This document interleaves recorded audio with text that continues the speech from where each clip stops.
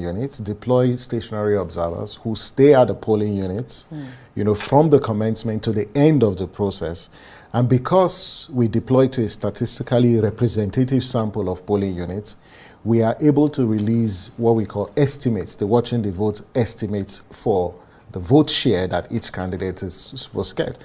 This election is the 17th governorship election that we've deployed this methodology. Right. And we've also deployed it for 2 presidential elections in 2019 and in 2023, and they were all deployed successfully.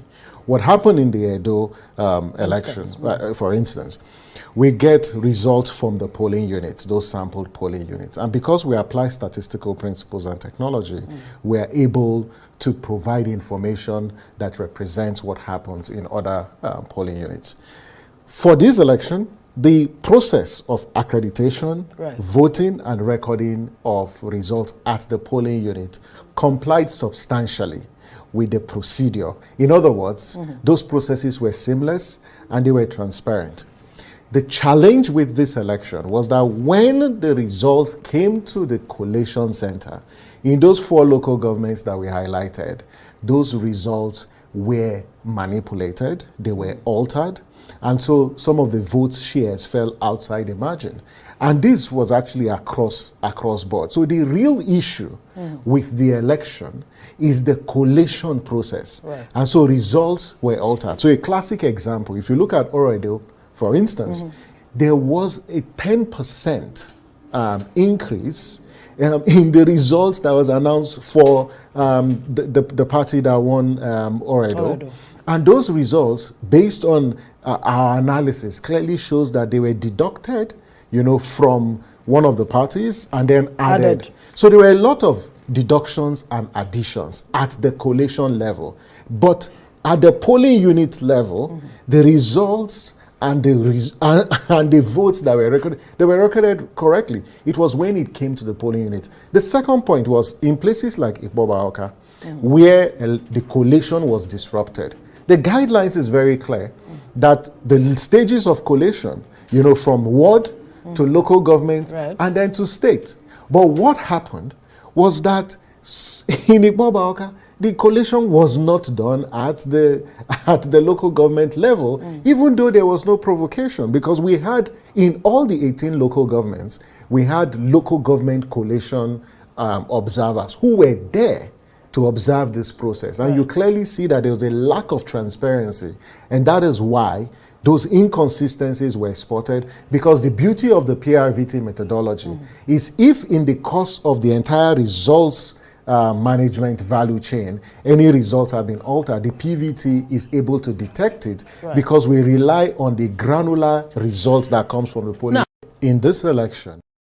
Right. So, like I said, we're just going to be doing this sharp, all right? So here is the first reaction of Asue himself, speaking to the BBC. Disappointed. The day started rather on an even canter, and I thought we probably would have a good, transparent, and effective conduct of elections. But as the day wore on, and I saw how things were unfolding, it became clear that the elections were not going to be freely and fairly held. So I'm very disappointed. It's beginning to look like we're having probably the worst election in the history of our country being conducted in Edo State. We saw yesterday certain moves that seem to obviously suggest a blatant attempt to manipulate the results of the elections. Many things come up suddenly. You see results being thrown up where the total results are much more than the voters that have been accredited. A great example is a place like in Ighodalo in Ologbo in Ighodalo. The total voters that were accredited for yesterday's election was 156. The results declared gives APC 2,110 and PDP 57. And we have like 50 such units where such results have been thrown up, where we have the total number of votes far outstripping people that came to accredit for the election. That's impossible. If 100 people accredit, then either you have 100 or less voting. It's preposterous. And you know the irony of the whole thing, where all of this happened, APC ended up winning in all of those places. So, we see clear manipulation. And, I've always said this, manipulation cannot happen except there is complicity and connivance by INEC, period. So that's why I say that the way I see the direction of these elections, it's clear that it probably will be the worst elections in the history of Nigeria, the way it's going. If INEC doesn't turn a new leaf, we can't accept injustice. We can't accept injustice. We're peace-loving people in the PDP, the party, my running mate and myself. We're peace-loving people. We're gentlemen. If the elections had been fairly and freely conducted, then we'll take the outcome of the elections. But when you see this crass manipulation, this subversion of the will of the people of Edo State, it's untenable, it's unacceptable, totally unacceptable. People can't just use what they think are the powers that they have. We truly are powers from God and from the people of Nigeria, and use those powers to subvert, undermine, intimidate, and punish the people of the country. It's not acceptable. And these are the things that are the beginnings of bigger problems for countries. People are not students of history. People don't love their country. They don't even love themselves. They don't even love themselves, because if there is a big problem in all of this, it affects everybody. There's nobody that will say because you are the purveyor of the crime, you will escape. The governor went into the INEC office to demand a meeting with the REC to ask why they'd stopped the collation of the votes. And there was nothing being done. There was nothing being said. And he went in, and after he had finished, he met with the DIG police. And after they finished, he left.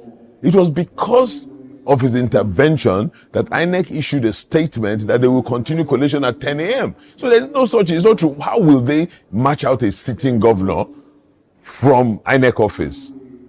Who is the REC compared to a sitting governor? Apart from this so-called powers. If you go to INEC office, you would think it's one of the branch offices of APC, or one of their campaign offices. So it's possible that the APC thugs that were there were saying that, but definitely security officials will say that. And the security officials, in fairness to them, were very courteous. The governor confirmed this. The security officials were there were a number of security officers there that had even worked directly with the governor before. So that didn't come from security officers. That could only have come from the APC thugs. And you see, APC has taken over all of the institutions that govern this electoral process, which is truly sad. As far as the people of Edo State were concerned, they were going through a normal process of electing a new government. Disappointed.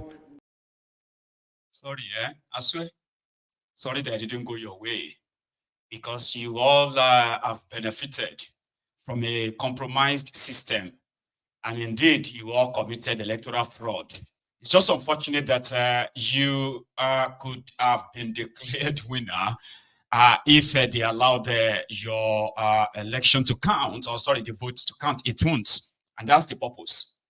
Immediately after that, the likes of Oshi-omo-ole and others who have been residing in the state for like about 2 days, day before the election, the day of the election, even the day after as well, made this statement. Remember? I believe that this is a turning point in the politics of Edo. This is a turning point in the politics of Edo State. The will of God has been done today. And I regard this day as a day of liberation. You meant God's will? Yes, I believe strongly that God's will has been done today in Edo State. And I also want you to know that the will of God for people is nothing but progress, happiness, joy, and prosperity. I believe strongly that the election of Edo, though very tense at the beginning, the outcome is a reflection of the confidence that Nigerians have continued to express in President Asue Bola Ahmed Tinubu, that his administration has made a mess on the ground, but they are doing their best to see how they can turn around the politics of Nigeria. I want to tell you to remain patient and continue to support the president support his administration. I know that yes, even like what has happened in Israel now is a clear reflection of what will happen in Ondo in the next few by the special grace of God. So I want to congratulate my brother, Senator Oshi-omo-ole, and congratulate the comrade governor and comrade senator for finally seeing the back of Obaseki. I know it was a worrisome thing for him. And I also want to recognize especially the stakeholders of Edo for their unflinching support for governor. Starting from the DG of the campaign, my brother Senator Orogide, and then most especially the deputy governor of Edo State today, who may be the one to hand over to you. I'm talking about deputy governor Tribal. Yes, and then you see the minister of Niger Delta is also here. My president and all the other even so many governors have been here from the APC extraction. And then of course the chairman. Because Oga wanted this by fire, by force. Oga wanted Edo. Not whatever the Edo people want. No. This is what Oga wants. And it must be done. They had about 8 governors of APC there. They had ministers. They had the Senate presidents, Akpabiole, and on like that. And they did deliver. They also led themselves to the Oba's palace, where Oshi-omo-ole was lying on the Oba. And the Oba had to correct him. Listen, no, I never rejected your man when you brought him here, Obaseki, right? So this happened in the palace of Oba of Benin.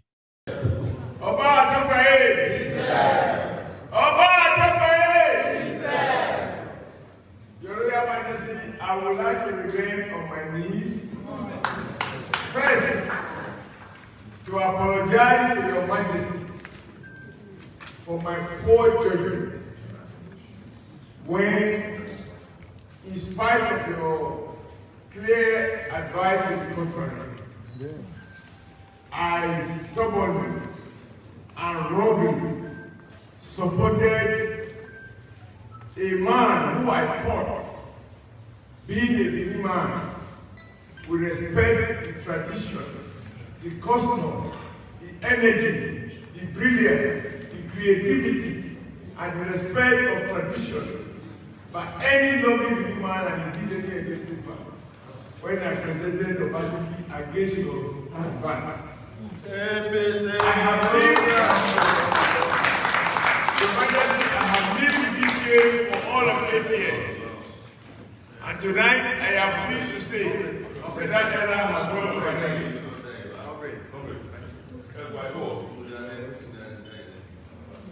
When you said against my advice, that's why I thought that you would interject. I apologize. I think that. When you introduce Obaseki as your successor, I didn't say anything. I have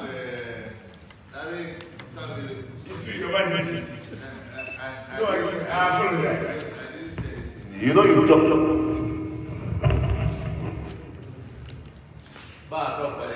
You know, I said I won't say so much here. I told them, and I'm trying to restrain myself because anything that will bring any difficulty for my son and performing that, I want to avoid it. But I have to correct it when you say against my advice. I never said anything against Obaseki when you brought him. You will recall, this one is your witness when you came to introduce it to me. You talked about to do much against my father's choice, which you shredded to pieces. And you went on, you shredded. Oba quickly cleared this. No, don't. No, I didn't object to. You brought him here. I gave you my blessing. Don't now come here and say against my advice. That wasn't the case. Then the man that orchestrated the whole thing, the genie in the bottle, the man that Obaseki or Bob Donkey ran to twice to save him, and twice he chased him away.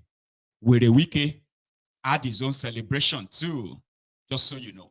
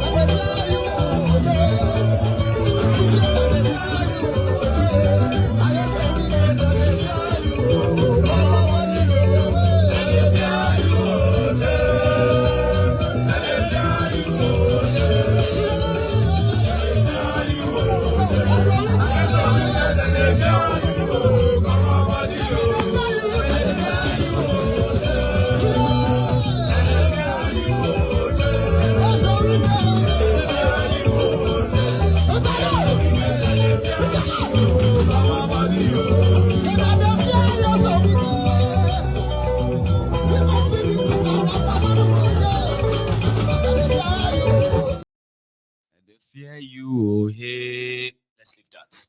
So, other reactions that followed of what happened in Edo is when the supposed former deputy governor, Philip Shahibu, jammed Rufai of Arise on this same matter.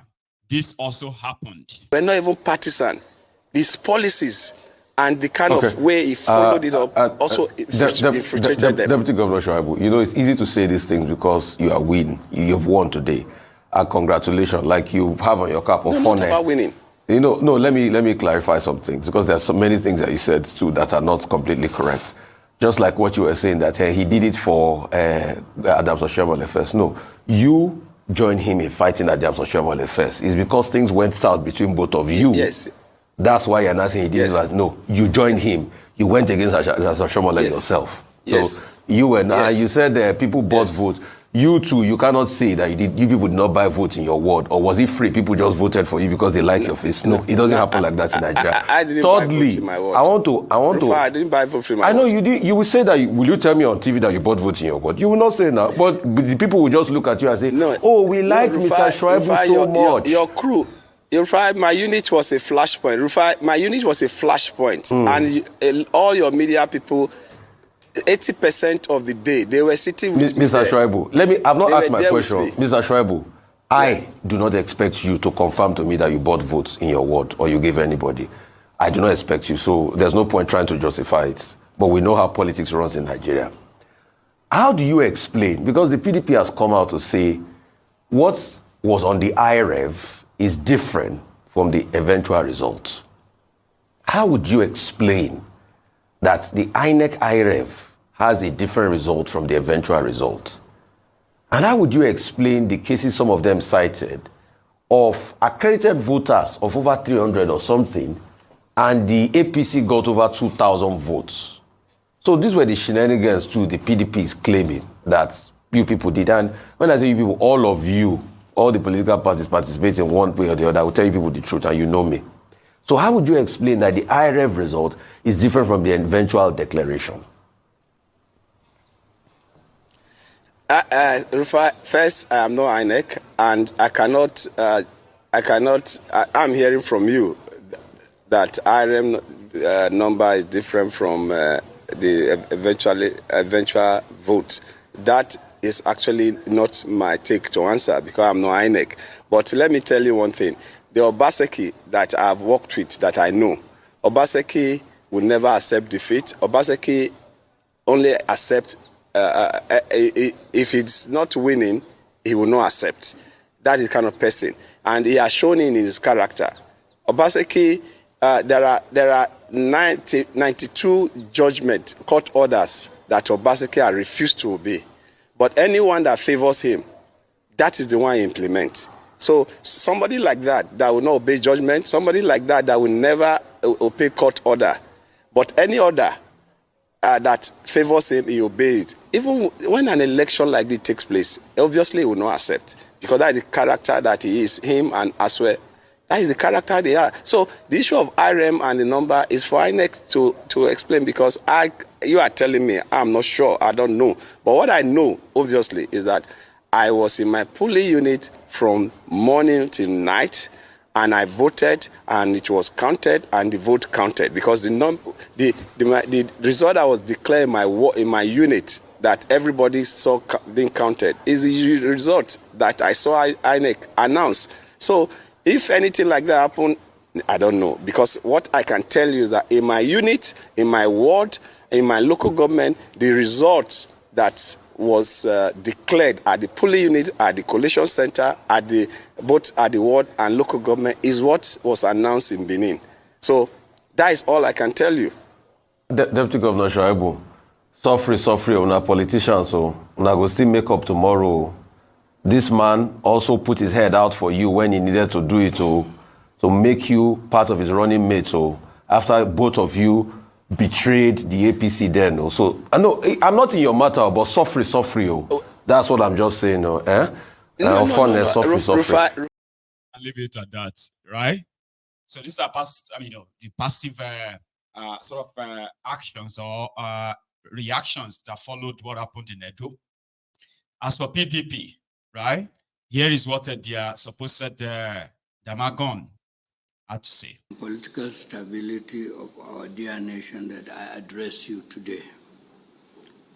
From unfolding political events in the country, the latest being the brazen rigging of the Saturday, September 21st, 2024 Edo State Governorship election by APC in connivance with government control agencies. It's clear that our democracy is really under threat.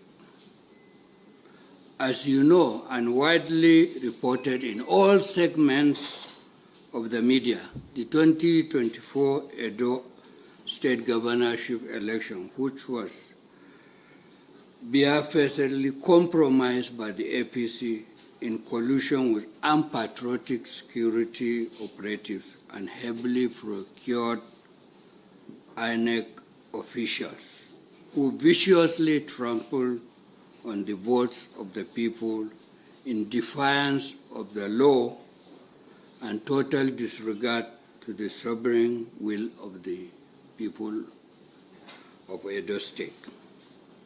You may recall that the PDP has on several occasions alerted you people of this sinister plot by the APC to subvert the election and the roles allegedly been played by the AIG Zone 7 in person of Benin Ighodalo and Edo State Commissioner of Police, and the appointment of a known apologist of the APC and supporter, Dr. Onoa, at the Edo State Resident Electoral Commission. Several demands by our party, both in written to the IG and INEC chairman, for the deployment of all these officers, which was tendered to them before the advent of this election because of the suspicion and conspiracy to rig this election, which was actually given sign for this election, was neglected completely. Nigerians and the world watch in horror as the APC compromised security operatives and thugs unleashed terror, harassed, arrested, and detained PDP members and supporters, forced siege mentality before and on election day, and paved the way for its agents and procured INEC officials to manipulate the ballot process, substitute genuine results from the polling units with fictitious figures and transfer the victory clearly won by our candidate, Asue Ighodalo, to the defeated APC candidate. As Nigeria is an APC stooge, by the way. That guy is with the weakest